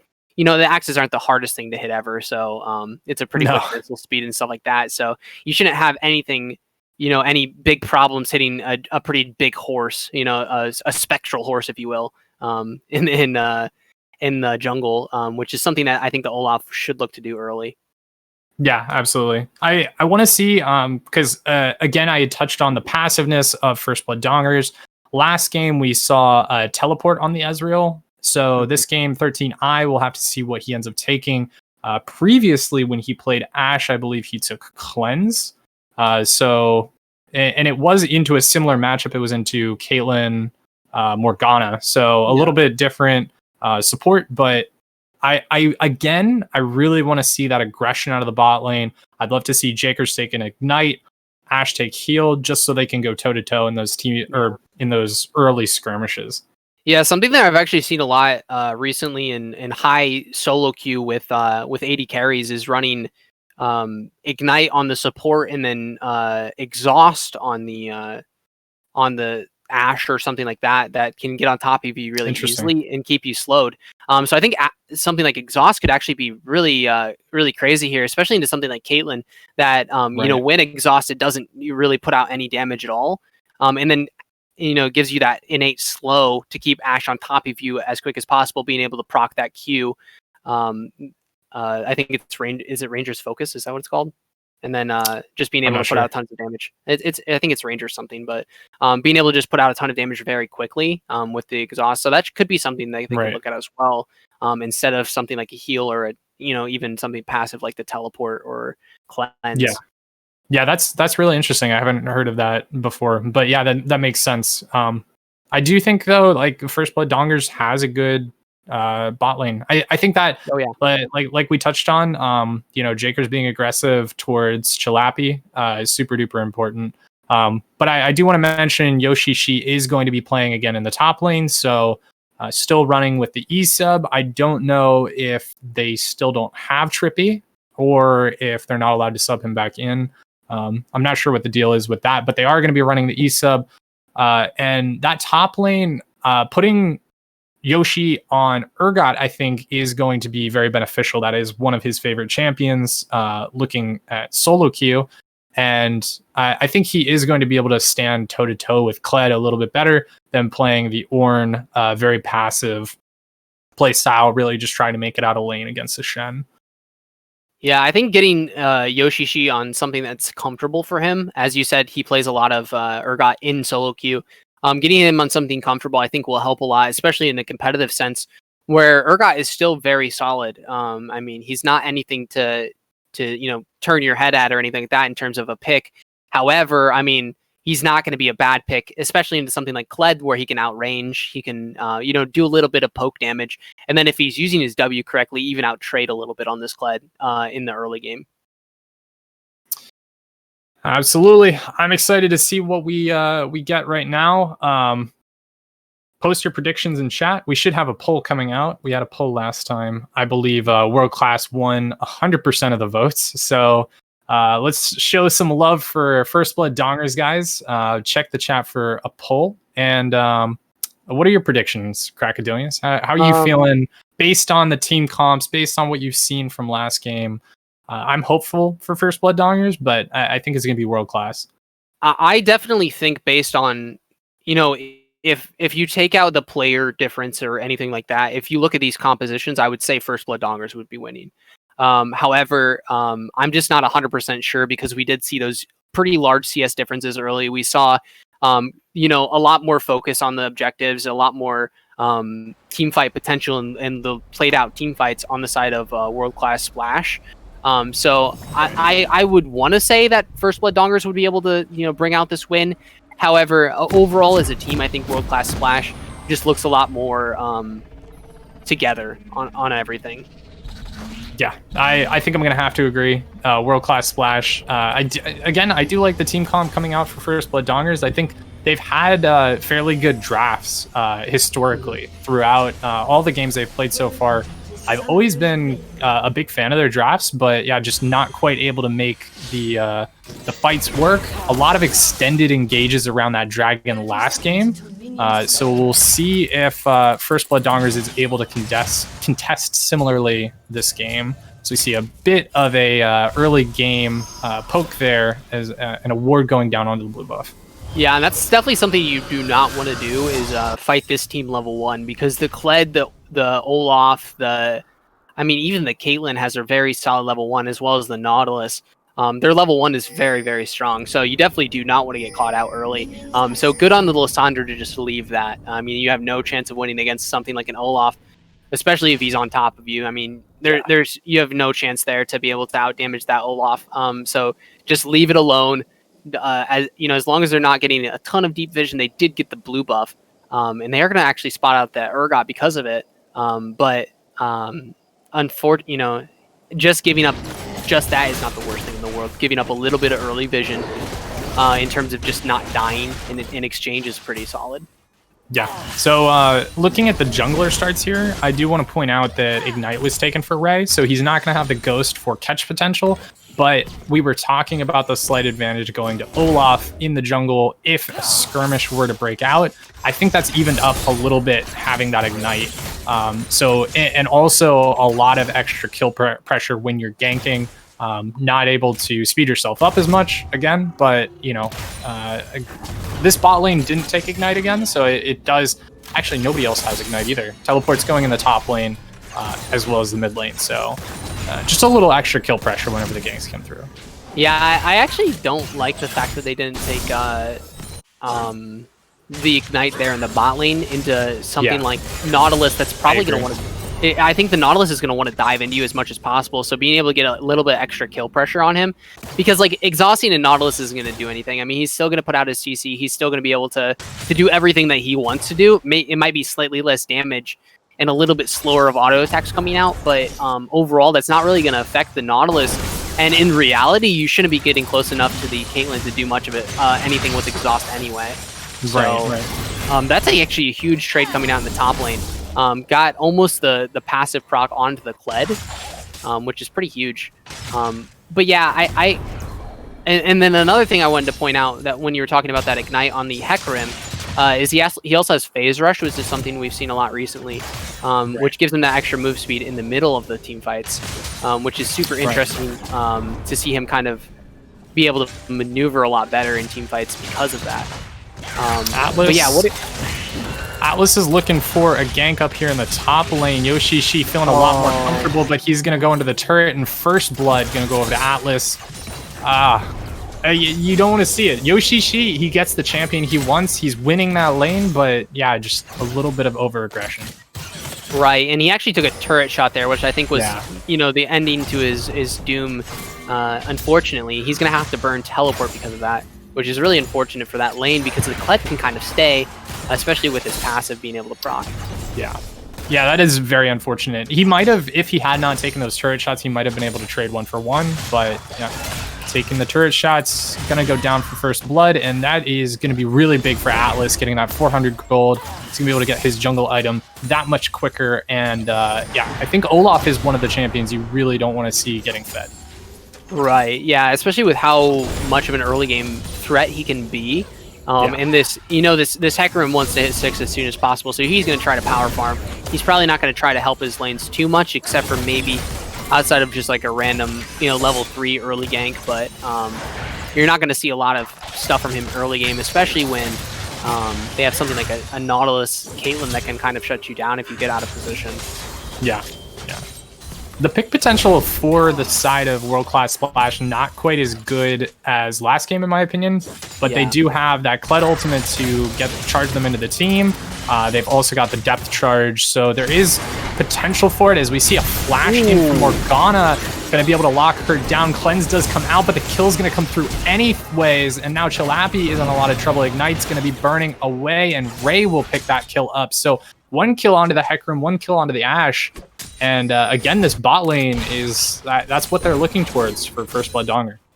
Yeah, and can we just, praise a little bit there for Jakey? I mean, he played a lot more aggressive there, flashing and ulting into their team, which is, could be a very risky play, especially since they didn't really have a lot of mana on the Morgana. There wasn't much really follow-up damage at all coming other than the fact that you're going to get the base damage from that ultimate, and if you don't get it off, you don't get the stuns. So he didn't even have ultimate. He's level 4 still. I expected the Soul Shackles to come out, but yeah, he doesn't even have it. He flashed just for the binding. Yeah, so I mean, yeah, I just kind of assumed that he did the Soul Shackles, but that's what it looked like was gonna happen. As we see damage coming out, and Snarl, is that it? He's gonna get the mount back up, and kill is gonna go down in the top lane for Eternity. So yeah, things are not looking good for that top lane. Yeah, Eternity is looking really solid here. You got that little bit of help from Olaf early, but that was that's really rough coming out from the Urgot because he missed ultimate as well, and that might have been the difference between a kill and not getting a kill. Yeah, because he was relatively low as well on the side of the Kled, so that's really rough. But those lanes aside, what are your thoughts on this mid lane matchup? Because I just don't really know which of these lanes can really do much of anything. I'm not really familiar with them. Yeah, I mentioned it before. I think these two laners aren't really going to do too much in lane, but they're going to look to roam, as we see ZPM showing up in that bot lane. And also, I think they're going to be looking to show up in those team fights, being able to get picks with the Lissandra, being able to get good shockwaves with the Orianna, as we see another binding landing. And I'm not going to lie, I've talked a lot of bad things about the Jakers, but he's looking really good this game as the ultimate's going to come out for ZPM. He's in a real bad spot, flashes away, but won't get the claw to save him. And great collapse there for World Class Splash, just in case Lissandra was able to sneak out. Yeah, and as you were talking about, even though that Lissandra did get picked off there, before you're able to finish your point, Jakers is looking great there on the Morgana, really aggressive with these binds, looking to play up, looking to play towards this Caitlyn, towards this Nautilus, when she has the confidence to be able to black shield the hook away, or do anything quite like that to be able to stay safe. I know, it's just insane. That is crazy. It's really unfortunate for this Urgot getting behind early. Like he's just gonna get bullied at this point. Yeah, the Tiamat already completed, so Eternity is just gonna continually push him into the tower. And Yoshishi, I was really hopeful that he would actually win that lane this game, but the early gank coming out in the top lane has really set him behind, and now losing him to that solo kill, gonna set him further behind as we see Eternity is going to secure some vision in the blue side as the blue buff comes up, so World Class Splash could look to invade that soon. As Snare is going to come out in the mid lane. Onslaught of Shadows going to land as well, and Reese's Cup going to go down to Ray. Yes. Yeah, great pickup. Yeah, good pick there from the side of Ray to be able to get something happening here. As I mean, now this Hecarim, while he is down on CS, he's 2-0, looking pretty solid. But it looks like Olaf might go for an invade here. That might be pretty bad for the Hecarim. Yeah, and he will start up the blue buff. Ray does spot it out. He's pinging out and calling Yoshishi down. He's going to pick up the honey fruit, so he'll heal up for this fight. But, the Kled's coming in. Yeah, Kled is not far away, and he's actually going to ult into this one. Flash over the wall into Yoshishi. He's going to end up going down. Ray has to run away now. Axe does not land. But, yeah, it seemed a little bit... Yeah, I think First Blood Dongers really should have backed off. That was not their fight to take. Yeah, I mean, good heads up play by the top laner there.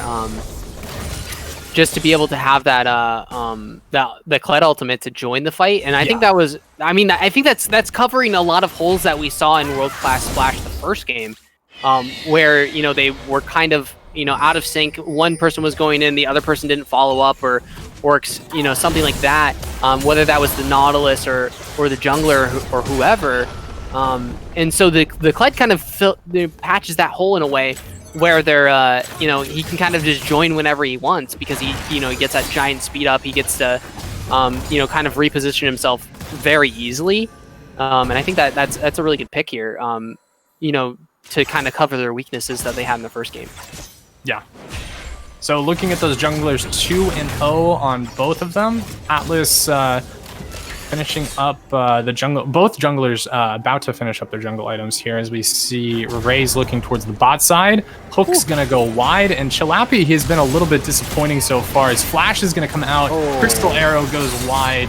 Binding will land again for Jakers, and that might result in a kill. Jakers is going to go very low, though, below 200 health. Orianna is going to join the fight. She does have Shockwave looking for 3 members, but I don't know if they're going to find it. Teleport's going to come in. Shockwave does land, but no kills are going to be secured. Onslaught of Shadows right onto Chilapi. He's going to end up going down. Reese's Cup has to run away. Yeah, going to get dragged in by Yoshishi's ult there, as well as Debay is going to get taken down, and a 5-man stack in the bot lane is going to mean First Blood Donger is going to be able to secure some kills, but Dragon still not up for another minute. Yeah, unfortunately they don't get to get anything out of that, but I mean, getting those few kills is absolutely amazing. They definitely went all in there, and it paid off. Yeah. Absolutely. And we see Kled gonna respond to that bot lane. But again, I feel like World Class Splash has been a little more reactionary, which I would like to see them make the plays happen as opposed to just reacting to them as it's going on. We did see Orianna roaming towards that bot lane, trying to make that happen. But again, like, the teleport's just coming out a little bit late for the Kled, and Atlas not there to respond either, so... good response from First Blood Dongers, though. They seem to know how to play as a team very well. Yeah, and that's definitely shown a lot in the early games in both of these games. Being able to pick up really solid teamfight wins and even picks early game. But I'd love to see that go into the mid game here. As we can see, World Class Splash has still had the a lot of objective control. Getting that Rift Herald, getting the first dragon already. And being able to look towards the second dragon as well, they have control over it already. Yeah, I think vision control has been the turning point here for World Class Splash, as we see the Ignite's going to come down onto Jakers. Reese's Cup going to pick that one up, get himself a first kill of the game. But Dragon's going to go over completely uncontested, and it just really comes down to the fact that, okay, we won the fight, we got 2 kills, but now we're all low on health. We can't put out wards, and I really think that First Blood Dongers needed to go back to base, secure vision, and then secure that dragon. But yeah, again, it feels like the overall macro is more there from the side of World Class Splash. Yeah, and luckily for them, they've been getting this Cloud Drake out early, so they don't have to deal with it. They don't have to worry about it being a Cloud Soul. It's been the first Drake both times. So the fact that they don't have to worry about that, the other 3 dragons are going to be significantly better in terms of what they want to do. Yeah. You know, they're not focusing around ultimate abilities in terms of, you know, having lower cooldowns to be able to make engages. So the fact that they're, you know, getting these extra stats onto their champions is going to help a ton. And a Mountain Drake is pretty solid for this team. It's not going to be obviously the best choice.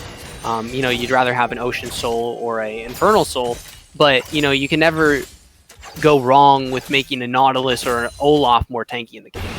Yeah, I think boosting the stats will definitely help them in the team fights, and also help DeBay. I keep trying to say that wrong, but DeBay, it's going to help him stay alive in the fights, because I think the Caitlyn is going to be a little bit left to her own devices to some extent, as there's a lot of dive from the side of World Class Splash. Chalapi on the Nautilus can use that to peel.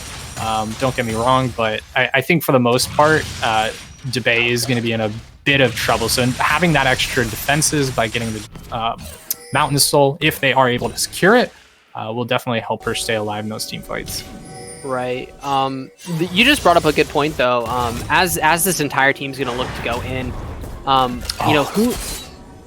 Jakers. Like yeah, I know. He's really close. He's really close. I want to see him play this champ every time. Like I know he looks so much more comfortable on this than the Janna, where he's like kind of playing back. I would love to see him more on these like engage heavy like enchanters almost. You know, whether that be like a Morgana or maybe even like a Zyra, where like you can kind of play forward, you can do a lot of damage really quickly if they don't respect you. I think that would be a great thing. Olaf just gonna back there. He had good positioning, but they knew he was there, so it didn't matter. Right. But yeah, what you were talking about a little bit before that was how this whole team on the side of World Class Splash kind of just wants to all in, except for the Caitlyn. How do you keep this Caitlyn alive? We'll have to see here as Chalapi is gonna get taken down.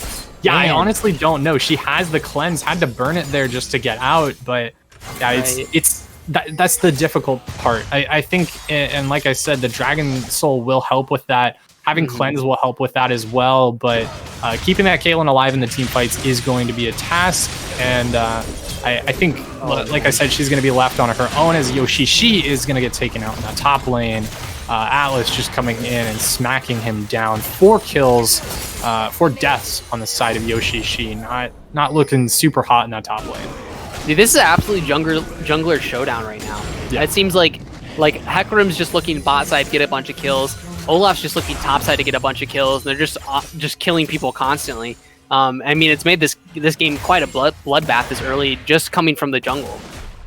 Yeah, both junglers very, very aggressive, and I think that's going to be a lot of the power for First Blood Dongers is in that Hecarim. So I'm really interested to see how this mid game goes.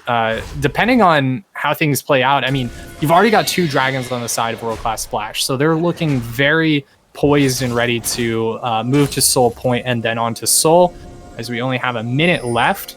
But there's a lot of team fight potential for First Blood Dongers, and getting those early kills on the Hecarim is not going to hurt whatsoever, as Ray is going to be engaging in this bot lane.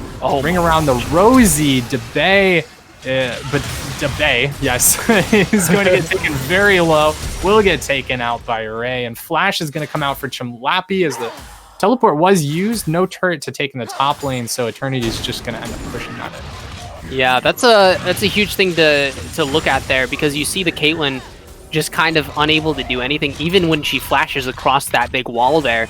It just doesn't matter. The Hecarim's still able to run her down. So this is actually so huge, because they were able to get that kill, so now they're going to be able to secure this dragon and stop the early dragon. Sorry. You know, you're great.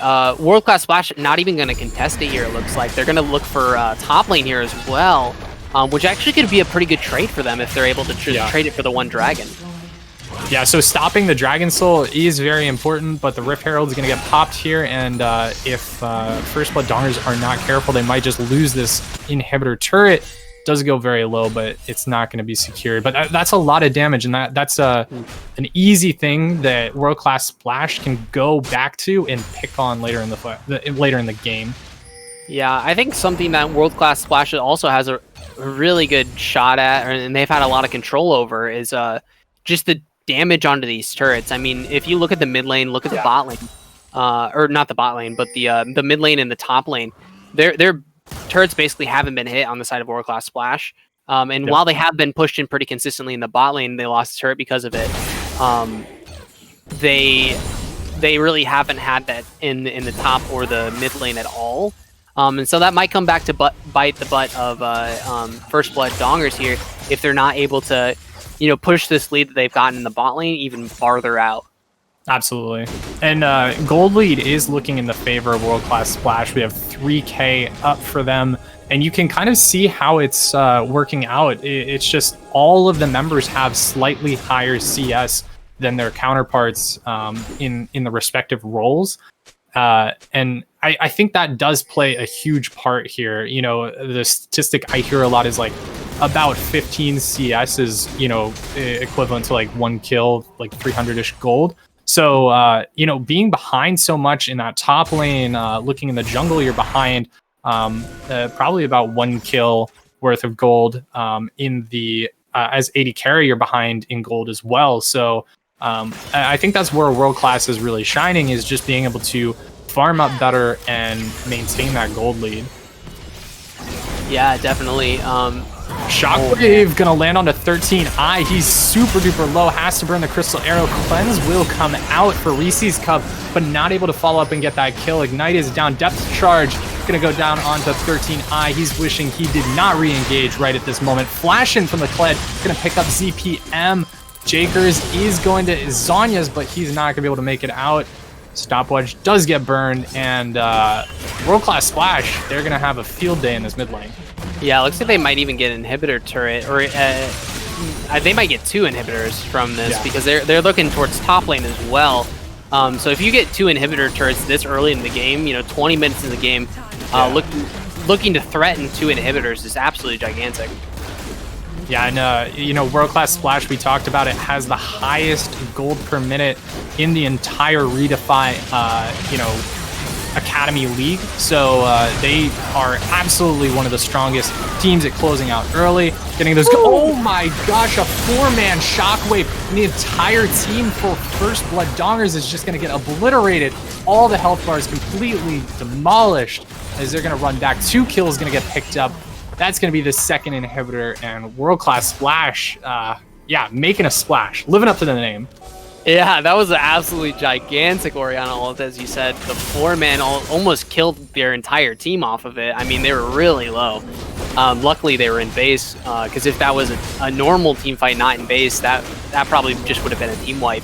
Yeah. You just would have been able to chase off and kill everyone. And that might look for some sort of Baron setup here as well. Being able to have a pretty gigantic gold lead at this point. I mean, you're looking at 8K gold lead. You've broken 2 inhibitors, and they're gonna have to respect that on the side of First Blood Dongers if they don't just want to hard lose the game off of it. So I would like to see potentially a Baron setup here on the side of World Class Splash. Yeah, I think World Class Splash doesn't even need to take it. They just need to deny vision. And I mean, First Blood Dongers, like, what do? You have 2 inhibitors down. You have to either contest that Baron or make a play somewhere else. And it feels like the options are running out for First Blood Dongers.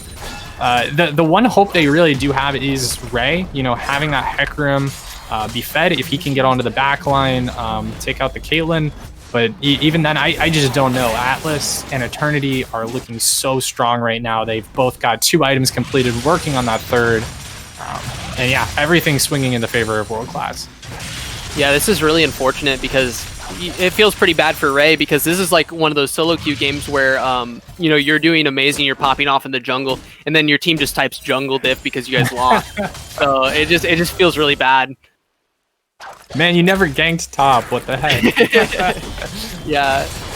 Yeah. Unfortunately for Ray, it just seems like obviously like the Olaf also was doing really well, but I mean, he got this bot lane so far ahead, and for what? I mean, they've been able to make some plays, but they just haven't been able to do quite much in terms of just what the Kled's been able to do and what the Olaf's been able to do as the counterparts to that. Yeah. Absolutely. And like it feels bad when you shut down a bot lane that hard. As you can see, they're 1-3 each, with not much kill participation. Nautilus has 5 and Caitlyn only has 2. But it just feels really bad when it seems like this Kled has had so much more of an impact on the game than the lane that the Hecarim tried to get ahead.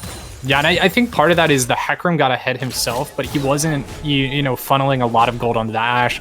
Ashe does have 2 items complete, working on a 3rd as well, but I think the top lane and mid lane, the fact that both of those laners lost, especially top lane, being almost 100 CS down, really, really hurts him here, as we do see an engage in the bot lane as Baron is getting taken by World Class Splash. I think they're going to say we take those, as Kled going to get taken down. 1,000 gold going over to the hands of Yoshi Shi, but Baron will get picked up. So I don't know. I don't think that was worth it. I mean, that's a macro decision that I think you take almost any time in any game where you get, even if it's a shutdown kill, you take 1 kill for a Baron. I mean, I feel like you just always take that. Baron's such a good thing to have, and typically with a Baron power play, you're going to get 1,000 gold or more anyway, unless it's like the worst Baron power play ever, where you're going to, die, go run it down mid and die or something like that. But you can never go wrong with getting a Baron for a single kill. Yeah, I think World Class Splash definitely wants to take that one, but yeah, from the side of First Blood Dongers, it's not the end of the world for them. Baron isn't the be all end all, but getting that kill does help out a lot for Yoshi Shi. He has fallen very far behind on the Urgot, so hopefully it'll help him a little bit in this game. 3 minutes till the dragon spawns, and this could be Soul for World Class Splash if they're able to secure it. Yeah, I don't know. It's a tough call. I think First Blood Dongers, they got to contest something here. They can't just wait. And I don't know if chickens is what you want to contest. Ray is going to get completely caught out there. Will get taken down. And now Kled going to rush into the base. I think this might be the end of the game. The beginning of the end is Inhibitor. The mid lane Inhibitor is going to fall for the 2nd time this game. Yeah, I think World Class is probably going to go for the completionist route here, where they just take everything on the map. 3-man Shockwave. Flash is going to come through for Atlas. He's going to get himself 1 kill. Does end up falling really low. Unstoppable going to be able to get himself out. And it looks like Flash in from Yoshi Shi. He's going to try to pick up a kill, but does not do so. Ace in the hole going to come through, and 4 members down to the side of First Blood Dongers. World Class Splash going to play it safe. Takes the 3rd inhibitor. Top inhibitor has respawned, but yeah, looking poised and ready to take game number 2. I was actually very surprised by that, because the Urgot ulted the Kled, and then he tried to flash in for the Fear. Yeah. And for some reason the Kled fell out. I'm not sure how that exactly works, but that was a very interesting interaction there, as the Nexus does go down there. And World Class, I mean, looking really great there in game 2. Yeah, absolutely. And congratulations to World Class Splash for securing their top spot so far in their respective division. Looking really good. I think First Blood Dongers honestly has shaped up quite a bit since their first game, and it's a little bit difficult just due to the fact that they sorry, I lost my train of thought there. But yeah, it's okay. Yeah, I heard somebody leave the Discord. I was worried that it was the stream. No. It was Benji looking for an MVP. So. Gotcha. Yeah, and we might have a quick interview here, but yeah, congratulations to World Class Splash. But First Blood Dongers, hang in there, guys. You're looking so much better. I honestly can't wait to see, without the E-sub, what you guys can pull out in the second half of the split going into week 4. Right, that's exactly what I'm thinking too. If you have that consistent team that you're used to, I mean, that they looked very solid early game. They didn't look like the passive bot lane that we've seen in past games. They were making a lot of plays, especially in that Morgana game, game 2 for them. Absolutely, yeah. I'm really excited to see Jakers kind of show up there, and it looks like we are going to get an interview here. Yes. Looks like we have Sheldon. How are you doing? Good. How are you? Good. Could you give me your in-game name? I'm Eternity. I'm the top laner. Eternity. Okay. Oh, awesome. Sorry. Yeah, I wasn't quite sure. Yeah. No. Really good win. You guys looked really great, especially in that second game. Honestly, how did you feel? I want to talk more about the first game. In those long extended fights, what was the communication like for you guys? It seemed like from our perspective, it was a little bit disjointed going into those mid to early dragon fights. Yeah, our early mid game was a little bit rough. We had a couple of just this is our first time playing in a week because we've had a bunch of reschedules for Upsurge and this, and so we're kind of we're just trying to get our synergy back. So it was kind of a little bit disjointed. Like if you remember the Hecarim kind of went in on the side and we were all split off from him. So we were just we tried to just stay calm because we know that we are like a solid team and just prepare to go into the later team fights because we knew that we outscaled them pretty solidly based off of like what was happening in the early game, right? Especially the lanes. Yeah, and I think you guys definitely showed a lot of that. Overall team cohesion, especially around those dragons. Once you got past those early, team fight woes, getting towards those that second and third Drake fight, I think you guys definitely showed a lot of cohesion in those fights, and it showed that. Especially as you got Ocean Soul, that you guys knew how to close out games. But you guys did have a pretty weak early game. And so how did you guys kind of like recoup and realize that you would be able to win even though you were kind of, I think you guys were down like 6-0 at one point. How did you guys come back from that mentality? We've played together for quite a while now, especially like our mid support and myself. We've played together since right about like April or May, I think. So we have a lot of confidence in each other, and I know like we came off of a really strong draft because they didn't have any bans because they were late and whatnot. So right off the bat, we got 4 of our like super heavy power picks in Shen, Hecarim, Diana, and Nautilus. Yeah. So we had a ton of confidence just saying we've played this comp 1,000 times in scrims or a variation. We never really get all 4 at the same time. So yeah, we're super confident with just the champions that we had, and that led us into being able to take the game. Yeah, and you guys did a really good job closing out these games. You're looking 3-0 in your series against the other teams. How are you guys feeling going into the last 3 weeks of ReDefy League? I'd say we're pretty confident. Both our series against this team and Revenge Nation Turquoise were very clean, and I was pretty happy with our team for the way they played. We just want to make sure that we our one series, or well, we only had one game against them, but Cash Money Esports has been our biggest competition thus far. So we really want to make sure that we clean up the mistakes that we had in those games, and just make sure that we can take home like a clean sweep in the groups. Gotcha. Crackadonis, did you have any other questions you wanted to ask? I think the only thing that I wanted to talk about was that Kled in the second game. I think you looked absolutely insane on it. Yeah. You got fed so many resources by that Olaf, and we're actually like just able to take that game out of control. Is that a comfort pick for you? Because like that doesn't seem like it's something that's like super meta right now. Oh yeah, 100%. This is literally like if I go back to season 8 when I first like climbed out of silver and whatnot. Kled and Gangplank were my 2 highest, and then season 9 I basically transitioned into an entirely Kled one trick. So this has been a big comfort pick, and it used to be like a permaban back when he first got like the Grievous wounds added to his kit. So it's definitely a comfort pick for me, and something it's kind of become second nature playing in like, because in prior teams where I literally could only play that or something like that, it just ended up becoming one of my most played picks. So Absolutely. definitely a ton of comfortability. Yeah, well, you looked absolutely clean on it. But yeah, thank you so much for joining us for this interview. We really enjoyed it. Yeah, I mean, as he said, good luck in your future games, and hopefully we'll see a lot more clean 2-0s in the games, and maybe we'll even see a 6-0 record for you guys. Yeah, that's the plan. Yeah, I hope to see more Kled too. That was a fun pick to pull out. Yeah. So, do you have any shout outs you want to give real quick? Before we go? Just like to shout out all my boys in the chat. Thanks for supporting. Even though they're kind of toxic and spamming. Sorry about that. Nah, you're chilling. Yeah, no worries. But yeah, thanks for coming on Eternity, and congratulations again on your win today.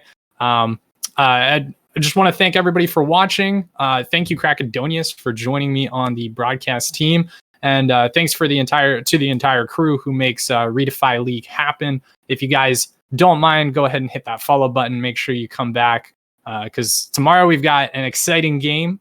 It's not going to be me casting. I think it's going to be Mystic and Turtle, the tried and true duo. So be sure to tune in for that one. And until next time, guys, have a good one.